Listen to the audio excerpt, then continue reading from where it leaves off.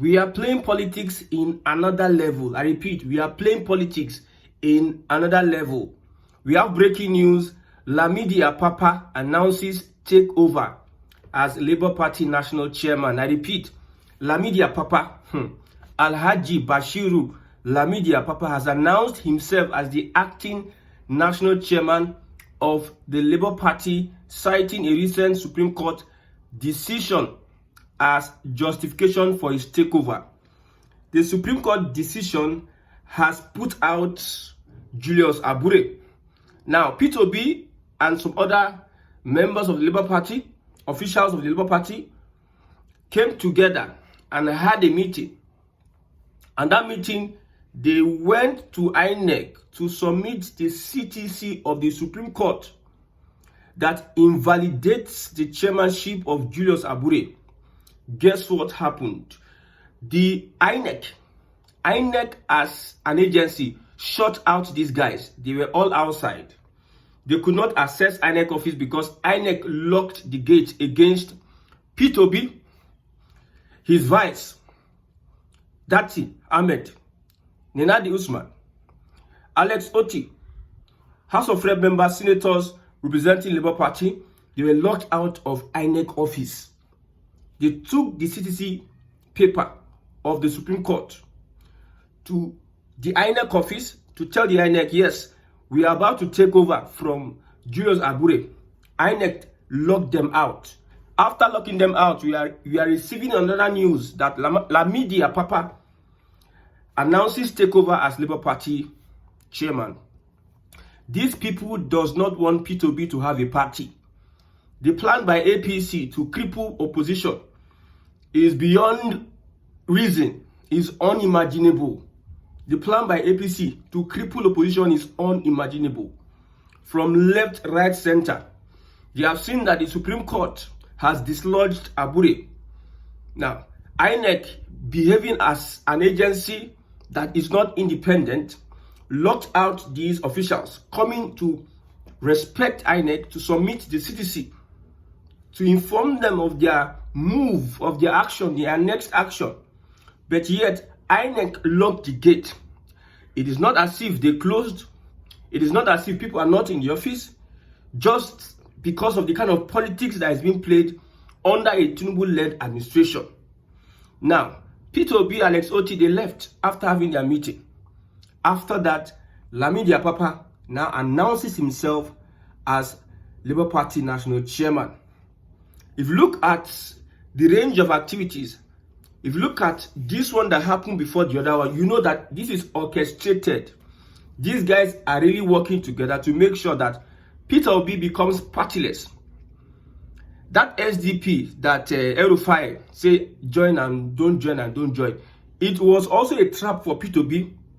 If P2B had left the Labour Party, it would have been a very big blow on his political ambition, because the obedient movement will not follow P2B where somebody like El-Rufai or even Atiku did in the first place.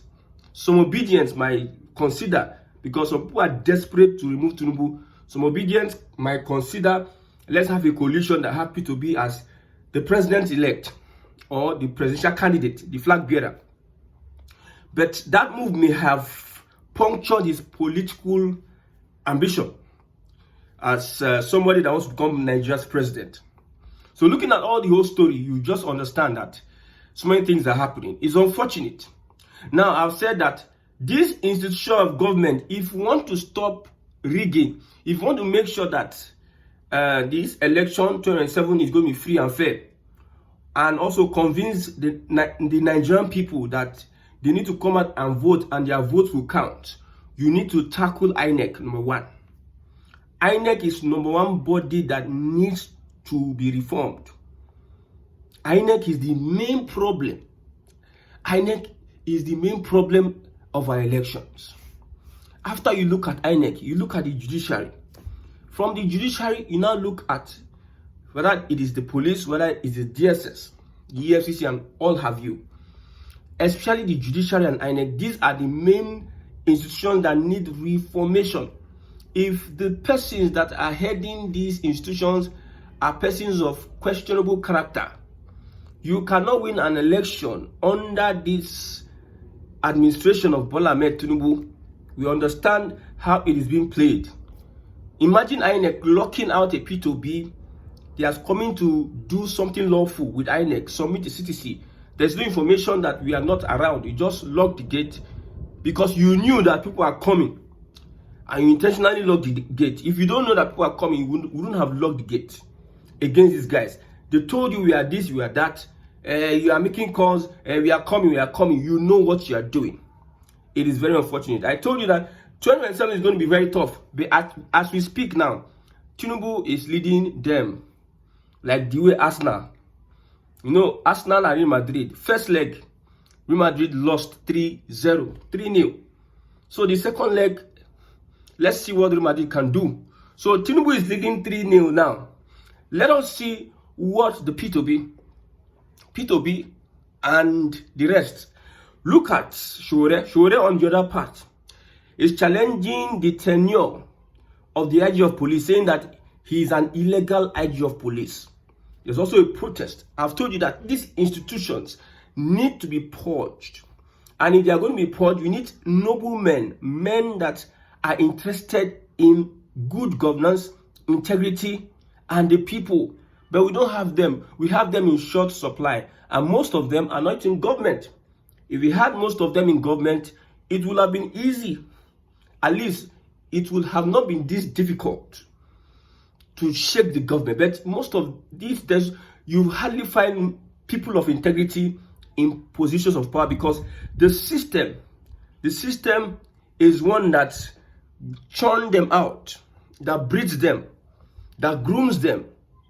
You know, if you join politics in Nigeria, you must do one or two things. They must make you do one or two things that you will never even think about the people, but you think about yourself and the selfishness of the person that brings you into politics. So let's move on.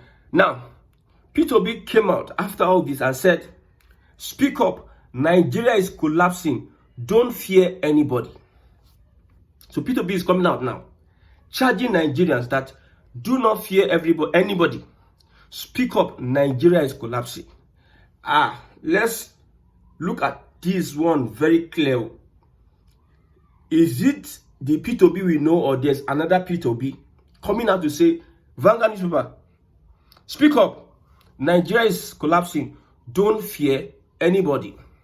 It seems he knows that people are afraid. Nigerians are afraid. Nobody is willing to come out and speak up. The presidential candidate of the Labour Party in the 2023 general election, Mr. P2B, has urged party members not to fear anyone, stressing that Nigeria is in a state of collapse and urgently needs rescue. He made the remarks while addressing party members during the ongoing National Executive Council meeting in Abuja. Do not fear anybody. Those who were afraid yesterday did not do any better. Do not fear anybody. Those who were afraid yesterday didn't do any better. Obi said, we must speak out when things are going wrong. Nigeria is collapsing. The numbers are clear. The indices are clear. People are getting poorer every day. He emphasized the need for unity and inclusion within the party. So P2B, Alex Oti, Ahmed Dati, Nenadi Usman, House of Rep members, Senate members, all of them have come together to make sure they are trying to rescue the Labour Party from, in quote, reported charlatans. Allegedly, charlatans like Abure, like Arabambi, like Apapa. Because it is believed that these guys are working for the APC, are working for President Bola Ahmed Tinubu. It is believed. So these guys are coming to say, we want to rebuild this party so that we can have a platform. But I know that it is going to be difficult for them to bring themselves together. Or else, P2B is serious with this, his determination. I've said it. If Nigerians want to make a change, you should stand up and speak up. Be convinced of something first. Believe in something first. Believe in one thing first. Be convinced. Have this conviction. In church, they tell us conviction. If you have that conviction, you can sacrifice your life for Christ. Or you can sacrifice your life for that thing you have. You know, there's things you have conviction on. It's just like somebody goes to do charm and he tests the charm works on him. Like he does the charm, you carry a gun, you shoot at him, and it doesn't enter. The charm is working. That gives him a conviction that thing is that thing he is reliable. So first, as Nigerians, you need to believe in something, have a conviction of that thing and stand for it. That's only when you can cause a change. But Nigerians, what do they believe in? They are moved by well, it's unfortunate that we are having such things happening in our country today. Now, I want to address one thing. Somebody who calls himself, there's somebody on Twitter, Abure. He says, how does appointing Yoruba people into federal government top positions help an average Yoruba man do? If a Yoruba man is a federal minister, how does it benefit me, a common Yoruba man? For instance, Delabu, the power minister, and myself are from Ibadan, and I have 2 power banks. He has 1 power bank. So you need to understand power dynamics. You need to understand a lot of things. You see, the reasons why some people, let me not go tribal. It seems I may want to go tribal with that. But you have a Tinubu, you have Yorubas smiling to the bank. Yorubas getting appointments. These are Yorubas. Talking about the average Yoruba man. If you look at Lagos. Lagos favored. And Lagos is favoring the Yoruba people the most. Now, if they are going to do any legislation in Lagos now, the Yoruba Ronu movement and what people are trying to do, they will favor the Yoruba person, the average Yoruba man the most. Yes. If you buy a piece of land, you are going to do your processing. A lot of politics are being played. A lot of things will just happen. But as a Yoruba person, because of the bias is from a particular tribe, as a Yoruba person, you get concession. You get concession. If you want to look for accommodation in Lagos, an average Yoruba man gets concession. So at that top place, if you appoint a minister, just know that as a Yoruba person, you have a minister under a tribal and ethnic administration, a nepotic administration, bigoted administration, bigoted government. Just like Buhari got there, he appointed Northerners. Among his chief of staff, army staff, chief of defense staff, navy and everything, they were speaking Hausa language, Northern language. In a country that has over 300 languages, 300 ethnicities.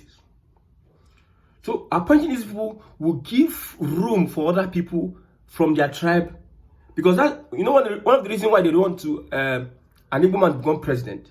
They believe that an Igbo man will favor a Biafra agitation. You will appoint Igbo people here and there, and it will stem. Empower. See, most Yorubas are being empowered under Tinubu's regime. Most Yorubas are being empowered. They become heads of organizations.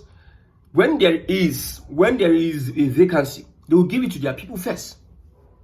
Yes. When there are contracts, they recognize their people first.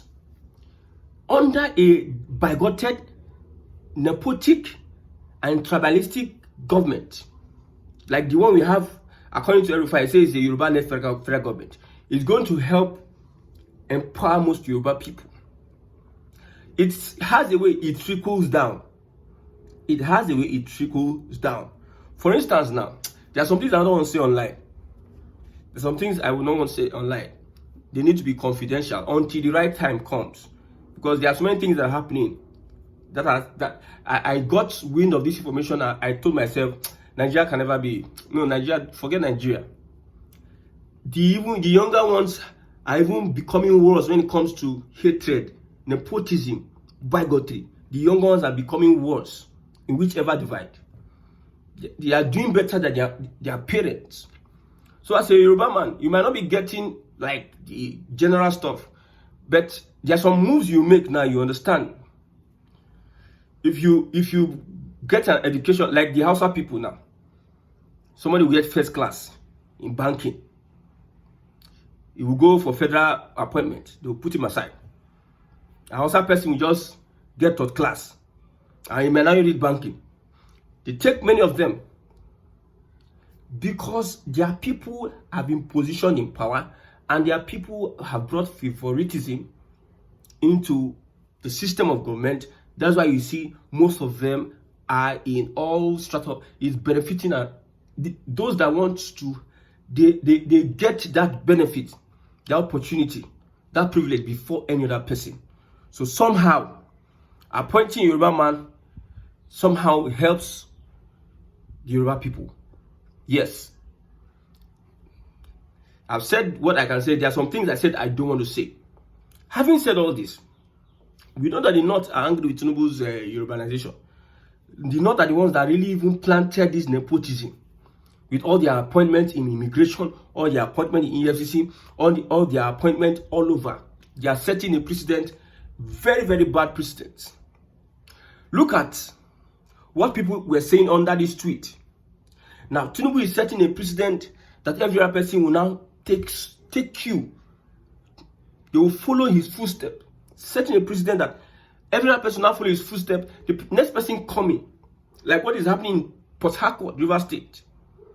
The military administration disobeying, the military administrator disobeying court orders, taking all sort of appointment, this and that, local government, this and that.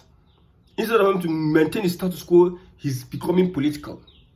The court has ordered this guy, don't do this, but the man is busy appointing left, right, and center. Somebody will sit back and watch that. And when Tinubu finishes his tenure, whether 4 or 8 years, at the end of the day, somebody else will enter power and also do the same thing. Somebody say, under a sole administrator, just like in River State, does he have the powers constitutionally to appoint electoral umpires, local government sole administrators? No. This is all happening because of a precedent that has been set by the Northerners. And everybody is now copying it. Left, right, center. And you tell me that this country is going to work. It cannot work now. This country cannot work. It is not about you don't like. Some people say, oh, well, all this one is gaslighting. Nobody can gaslight me. You don't like Nigeria. You are not praying for Nigeria. You are this and that. Forget all those things we are talking. Nothing can work in this country with this crop of people in power. Sometimes all these people that are supporting these leaders, they think that they send them. They don't send them. They just want you. Should be the days of our slave trade. Our people were selling us.